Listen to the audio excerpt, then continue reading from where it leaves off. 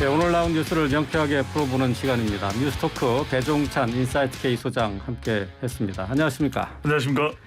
자, 용산 집무실 대통령 집무실 이전과 관련해서 청와대 입장이 나오고 또 윤 당선인 측에서 그러면은 뭐 통이동에서 일단 집무를 시작하겠다 이렇게 어제 밝혔습니다. 자, 국민의힘에서는 문 대통령을 향해서 대선 불복하는 거냐는 비판도 내놓고 있는데 말이죠. 네. 이게 점점 더 감정 싸움 양상으로 접어들고 있어요. 그러니까요. 견해차라기보다는 이제 감정 싸움이 되고 있거든요. 네. 이렇게 되면 어떤 문제도 해결이 안 됩니다. 진행자께서도 아시겠지만은 우리가 머리를 맞대고 서로 중지를 모을 때 해결이 되는 것이거든요. 네. 우리가 뭐 진보냐 보수냐 따지기 이전에 중간이 좋다라는 것이 중간에 설 때 중재가 되는 것이거든요. 바로 그런 상황인데 일단 우선적으로는 국민의힘에서는 대통령의 협조가 없는 정부의 협조가 없는 거에 대해서 심지어는 인수 담당 팀장은 김용현 전 합참 작전본부장이 예. 맡고 있는데 예. 역겹다 이런 표현까지도 나오고 있습니다. 그러니까 안보 운운하던 문재인 정부에서 안보를 제대로 챙긴 적이 있느냐 이런 원색적인 비판까지 나오는 상황인데 그런 이유가 일단 청와대에서는 안색을 표명하고 오늘 국무회의에서도 예비비 그러니까 용산 이전에 필요한 비용에 대한 국무회의 상정이 안 됐거든요. 네. 그러다 보니까 안보를 이야기하고 있는 것이고 또 하나는 이제 예산 부분도 실제로 지금 인수위에서도 1,200억 원이 더 들 수도 있다. 그러니까 처음에 책정한 496억 원보다는 더 많이 들 가능성이 상당히 높은 것이거든요. 네. 그러다 보니까 그 지금 당장은 496억 원이고 네. 이제 2년, 3년 뒤에 이제 합참이 이전을 할 경우에 1,200억이 더 든다 그런 얘기잖아요. 지금 네. 당장은 496억 원이라는 얘기고. 당장 이제 책정한 건 496억 원인데 거기서도 더 들 수 있다라고 하는 이제 지적이 그런 좀 여지는 있겠죠. 네, 나오고 예. 있습니다. 거기다가 이제 협의가 안 되고 있다 보니까 그러다 보니까 이제 문재인 정부, 문재인 대통령 쪽에서도 이제 협조가 안 이루어지고 있기 때문에 지금 국민의힘에서는 윤석열 당선인 측에서는 원색적인 비판까지 나오고 있는 상황입니다. 네. 어제도 나오셔서 그 얘기를 잠시 해주셨습니다만은 지금 이 양측의 갈등이 이렇게 점점 고조되고 있는 것이 네. 사실은 당선인과 대통령이 직접 만나면은 쉽게 해결될 일을 대리인들을 통해서 지금 얘기를 주고받고 있기 때문에 이렇게 되고 있는 것 아니냐 이렇게 지적을 해주셨어요. 그렇습니다. 세 가지 뭐 전제 조건이 필요할 것 같은데 일단 이전에 대통령과 당선인이 이렇게 늦게까지 만나지 않고 지연됐던 적은 없었거든요.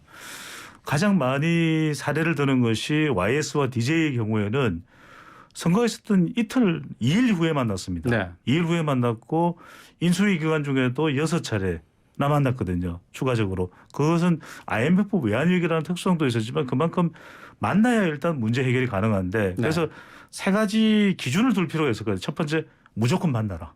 조건을 두지 말고 지금 뭐 이명박 전 대통령 사면이나 김경수 전 경남지사 사면이나 김호수 검찰총장 거취 문제나 또 민정수석실 폐지나 또는 공기업 대표나 또 공공기관장 이런 또 하는 총재 임명 이야기부터 시작을 해서 이렇게까지 하면은 더 꼬일 수밖에 없는 것이거든요. 네. 그렇다면 그럴 것이 아니라 일단 무조건 만나라. 두 번째는 중간 지점을 생각해라.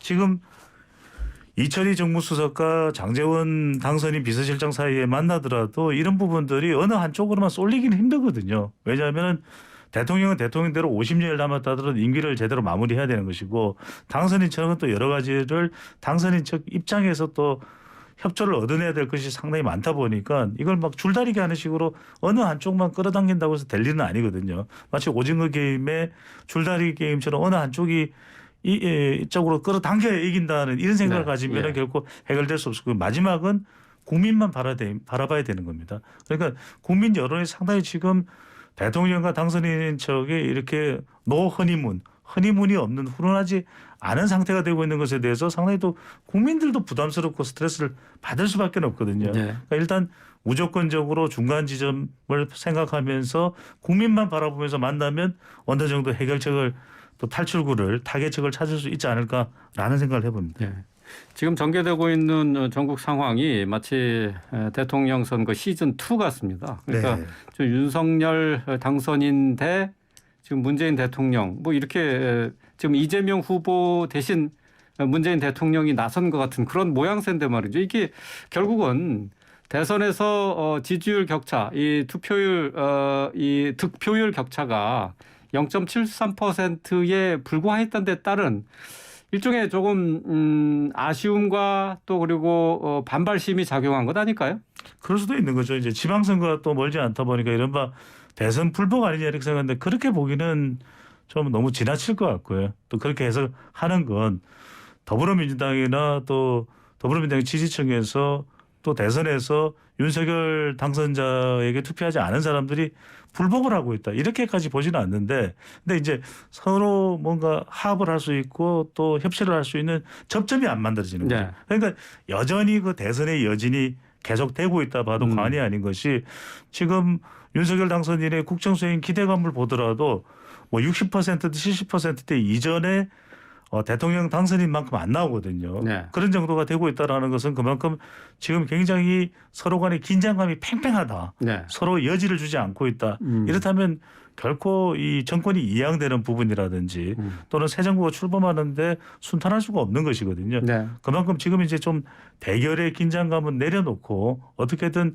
문재인 정부는 문재인 정부대로 정권 이양에 더 포용력을 가지고 윤석열 당선인에게 협조를 해줄 필요가 있을 것이고 윤석열 당선인도 무조건 일방적으로 발표만 할 것이 아니라 대통령을 만나고 또 정부 여당으로부터 협조를 얻을 것은 얻어 나가야 된다면은 그렇게 국민들도 대결 구도로 볼 이유는 없는 것이거든요. 네. 진행자께서 말씀하셨던 대로 이대로 간다고 한다면은 자칫 국민들은 대선이 끝나지 않았다. 또 윤석열 당선인과 문재인 대통령 간의 검찰 개혁 때문에 충돌이 있었는데 그 2차 충돌 아니냐라는 해석이 또 되는 것은 그다지 바람직한 모습은 아닌 것이죠. 네.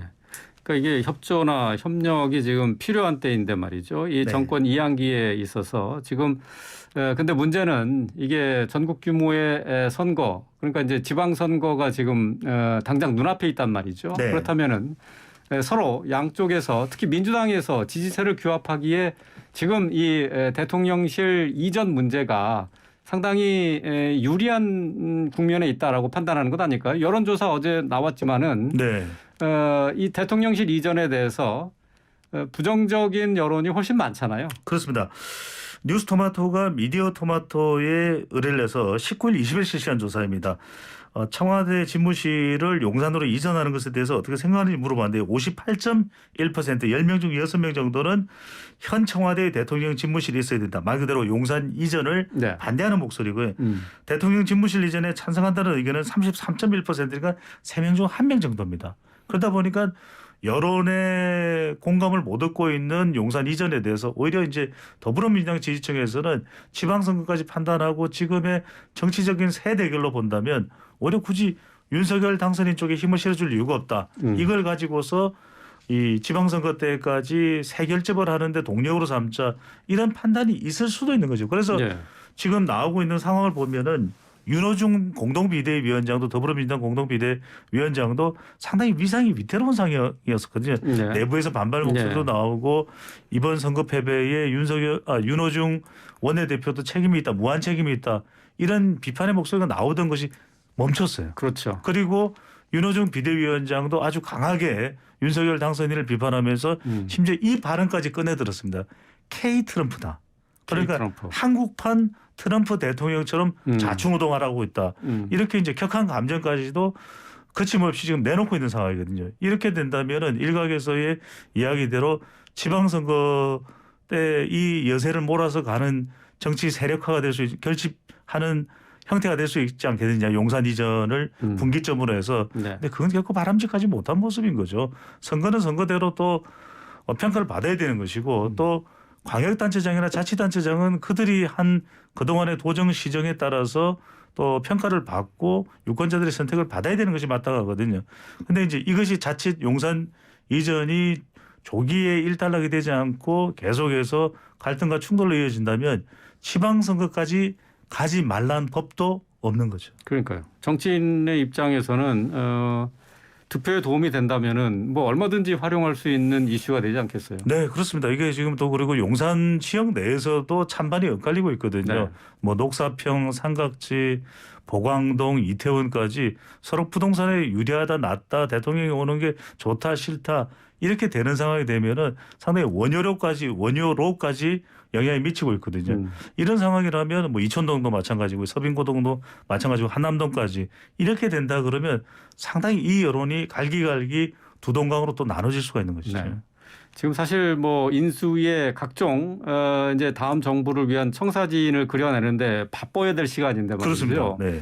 지금 온통 이 그 용산 이전에만 쏠려 있다 보니까 블랙홀이죠. 인수위 활동이 사실 뭐 퇴색해 버렸어요. 이거, 네. 이거 상당히 윤석열 당선인에게는 부담스러운 상황입니다. 맞습니다. 뭐 인수위 활동이라는 것이 역대 대통령도 그렇지만 개혁 과제들이 계속해서 나와야 되고 지금 경제 6단체장을 만났는데도 그다지 하루 동안 정도만 화제거리가 되고 이어지지 않고 있거든요. 그다음에 또 하나는 이제 이런 그 인수위의 활동이 이제는 정부 새 정부를 출범하는 데 있어서 서서히 이제 준비를 해나가는 단계거든요. 결정될 부분들은 또 결정이 되고 이게 또 당선인의 지지율과도 연관됩니다. 네. 바로 출범하자마자 5월 10일이니까 5월 17일 정도의 지지율 조사가 또 바로 될 수도 있거든요. 그렇다면 이게 모두 인수위와 연결돼 있는데 그렇다면 언제 어떤 내용으로 발표를 하고 용산 이전과는 좀 차별화해서 인수위 활동을 어떻게든 국민들에게 전달하는 것이 효과적일지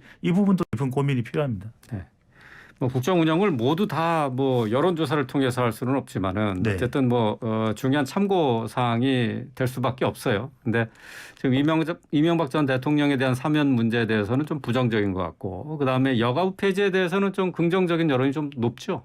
그렇습니다. 여성가족부 폐지에 대해서도 앞서 말씀드렸던 뉴스 토마토 또 미디어 토마토에서 실시했던 조사 결과를 보면은 여성가족부 폐지에 대해서는 찬성 여론이 거의 뭐 팽팽하긴 합니다. 아주 뭐 큰 차이는 아닌데 네. 찬성 여론이 48.4% 폐지에 대해서 폐지하면 안 된다. 폐지 반대 여론이 42.5%로 나왔습니다. 그러니까 이 부분도 뭐 거의 뭐 그러면 동두 뭐 비슷하다 이렇게 봐야 되겠네요. 그렇죠. 뭐 오차 범위 정도의 수준이기 때문에 큰 차이는 아니거든요. 그래서 이 부분도 결국 국민들의 공감대를 또 얻어내는 것이 중요하지 않겠습니까? 그렇다면 인수위에서 이런 현안들 여성가족부뿐만 아니라 다른 현안들도 많이 있습니다. 손실보상제 추경 예산도 있고 병사 월급 관련되는 부분도 있고 이런 부분까지 망라해서 과연 현 시점에서 대선이 끝난 시점에서 어떤 식으로 방향성을 만들어 나가는 것이 좋을지 이 부분도 좀 더 깊이 고민하고 더 좀 내부적으로 논의와 정리를 하고 난 다음에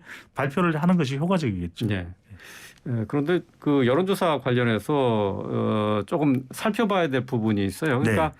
지금 제가 보도 내용을 보니까 그러니까 이제 용산으로의 대통령실 이전과 관련해서 부정적인 여론이 좀 높지만은 근데 정치 성향에 따라서 이 지지도를 살펴보니까 민주당 지지 성향의 응답자들은 뭐 90% 넘게 반대를 하고 있고 네.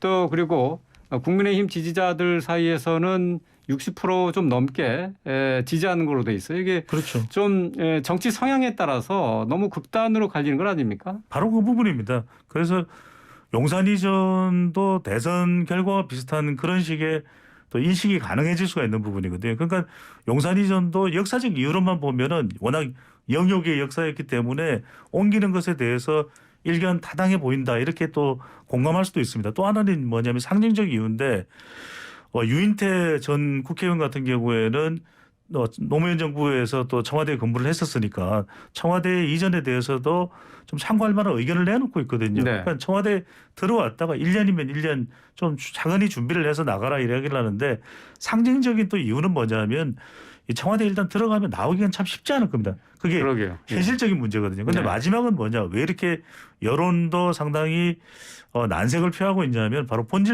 본질적인 이유가 뭐 소통이고 또 국민 여론도 좀 수렴하고 또 정부의 협조를 얻어야 될 게 참 많거든요. 왜냐하면 국방부나 또 현 부처가 이동하고 또 예산도 얻어내야 되는 것이기 때문에 여당과도 또 협조를 해야 됩니다. 네. 이런 부분들을 윤석열 당선인이나 당선인 인수위 측에서 조금 더 효과적으로 할 필요가 있는 것이죠. 이렇지 않다 보니까 이게 지나치게 이념적으로 또 정당 지지층별로 대결 구도화되는 상황이기 때문에 이럴 때 운영의 묘는 뭐냐. 윤석열 당선인이 대통령과 만나고 좀 협조를 얻어내고 네. 또 여당과도 만나서 찾아가는 거죠. 윤호중 원내대표도 윤씨 아니겠습니까?